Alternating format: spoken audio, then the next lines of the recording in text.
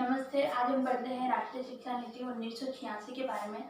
सबसे पहले हम इसके अर्थ के ऊपर ध्यान देते हैं कि आखिरकार राष्ट्रीय शिक्षा नीति किसे कहते हैं। तो वह शिक्षा नीति जिसके आधार पर पूरे राष्ट्र में शैक्षिक गतिविधियों का संचालन और निर्माण किया जाता है उसे राष्ट्रीय शिक्षा नीति कहते हैं। कहने का तात्पर्य यह है कि पूरे राष्ट्रीय स्तर पर शिक्षा से संबंधित जो नीतियां बनाई जाती है, शिक्षा से संबंधित जो कार्य किए जाते हैं और जिन कार्यों का निर्माण शिक्षा से संबंधित विषयों पर किया जाता है पूरे राष्ट्र के कल्याण के लिए, उसे राष्ट्रीय शिक्षा नीति कहते हैं। राष्ट्रीय शिक्षा नीति राष्ट्र के विकास के लिए बनाई जाती है और राष्ट्रीय शिक्षा नीति में जाति, धर्म, लिंग, व्यवसाय आदि भेदों के आधार पर ध्यान नहीं दिया जाता है और पूरे राष्ट्र की शैक्षिक स्तरों पर ध्यान दिया जाता है। जब जनवरी 1985 में राजीव गांधी प्रधानमंत्री बने थे तो उन्होंने यह घोषणा की थी कि एक नई राष्ट्रीय शिक्षा नीति आनी चाहिए। तो राष्ट्रीय शिक्षा नीति का शिक्षा का जो प्रारूप है वो मई 1986 को तैयार कर दिया गया था और लागू भी कर दिया गया था। जब राष्ट्रीय शिक्षा नीति का जो प्रारूप है, जो परकोमा है, जो तैयार किया गया, तो सबसे पहले 8 मई 1986 को शिक्षा का प्रारूप लोकसभा में पारित किया गया था।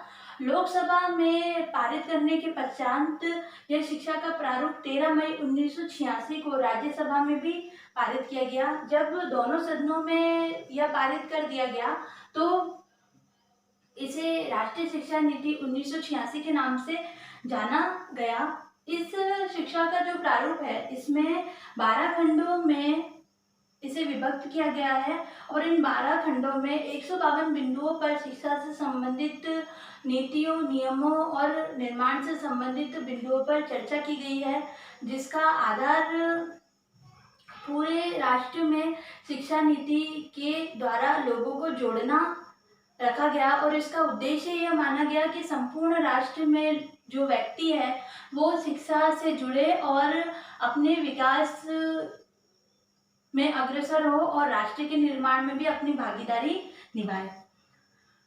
राष्ट्रीय शिक्षा नीति जब आई थी तो राष्ट्रीय शिक्षा नीति की कुछ आवश्यकताएं महसूस की गई, तभी इस राष्ट्रीय शिक्षा नीति 1986 को लाया गया। इससे पश्चात तो 1968 की राष्ट्रीय शिक्षा नीति भी आई थी। तो हम ये जानते हैं कि क्या आवश्यकता पड़ी जो कि राष्ट्रीय शिक्षा नीति 1986 को लागू करने पर ध्यान दिया गया। तो सबसे पहले इसकी आवश्यकता है कि जनसंख्या नियंत्रण के लिए साक्षर बनाना। 1985-86 की जब राष्ट्रीय शिक्षा नीति आने वाली थी तब जनसंख्या लगभग 125 करोड़ की थी और यह जनसंख्या इतनी अत्यधिक तेजी से बढ़ रही थी कि भारतीय जो सरकार थी उन्होंने जनता के प्रति चिंता व्यतीत की कि अगर ऐसे ही जनसंख्या बढ़ती रहेगी तो विनाश होना संभव है। तो उन्होंने कहीं ना कहीं यह सोचा कि जनसंख्या को नियंत्रण करने का सबसे मूल मंत्र यही होगा कि उन्हें साक्षर बनाया जाए, उन्हें शिक्षा से जोड़ा जाए। तो जनसंख्या को नियंत्रण करने के लिए, उन्हें साक्षर बनाने के लिए इस आवश्यकता को महसूस किया गया।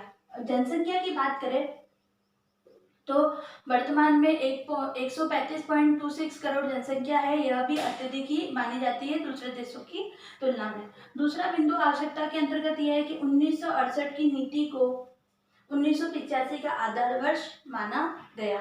तो जो 1968 की जो नीतियां थी उनका आधार वर्ष 1985 को माना गया। कहने का तात्पर्य यह है कि 1968 की नीति में जो बिंदु रखे गए थे शिक्षा से संबंधित, उन्हीं सभी बिंदुओं में सुधार करते हुए उनमें और नीतियां जोड़ते हुए उन्हें 1985 में रखा गया, क्योंकि जो नीतियों को लागू नहीं किया गया उन्हें भी 1985 की नीति में रखा जाए और उन बिंदुओं को 1986 में लागू किया जाए। तीसरा बिंदु यह है कि 1968 की नीति के अधूरे कार्य पूरे करना। 1968 की नीति में कई ऐसे कार्य थे जो कि सफलतापूर्वक सभी राष्ट्रों में समान रूप से लागू नहीं किए गए, जैसे कि 10+2+3 का शिक्षा का ढांचा हुआ या निःशुल्क जो बच्चों को निःशुल्क या अनिवार्य जो शिक्षा दी जाती है, वह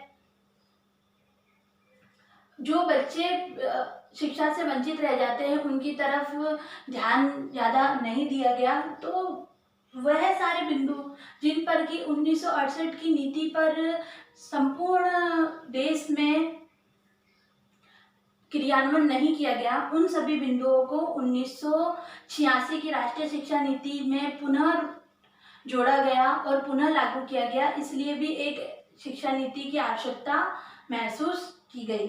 चौथा बिंदु यह है कि शिक्षा से संबंधित विषयों पर देश में विचार विमर्श करना। तो 1986 की जो राष्ट्रीय शिक्षा नीति है उसको लाने की आवश्यकता यह भी महसूस की गई कि एक ऐसी शिक्षा नीति हो जिसमें कि संपूर्ण बिंदुओं पर ध्यान दिया जाए और संपूर्ण बिंदुओं पर ध्यान देते हुए सभी वर्गों के लोगों के कल्याण की भावना को ध्यान में रखते हुए शिक्षकों के वेतन को लेकर, शिक्षकों की जो समस्याएं हैं, शिक्षकों के जो प्रशिक्षण है, जो बच्चे शिक्षा से वंचित रह जाते हैं या जो जिन्हें निःशुल्क शिक्षा तो मिलती है लेकिन उन्हें पठन सामग्री नहीं मिलती है, बच्चे क्यों वंचित रह रहे हैं, ऐसी सारी समस्याओं को इकट्ठा करते हुए उनके समाधान को लेते हुए देश स्तर पर शिक्षा से संबंधित विषय पर विचार विमर्श किया जाए। इसलिए भी राष्ट्रीय शिक्षा नीति 1986 की आवश्यकता महसूस की गई। धन्यवाद।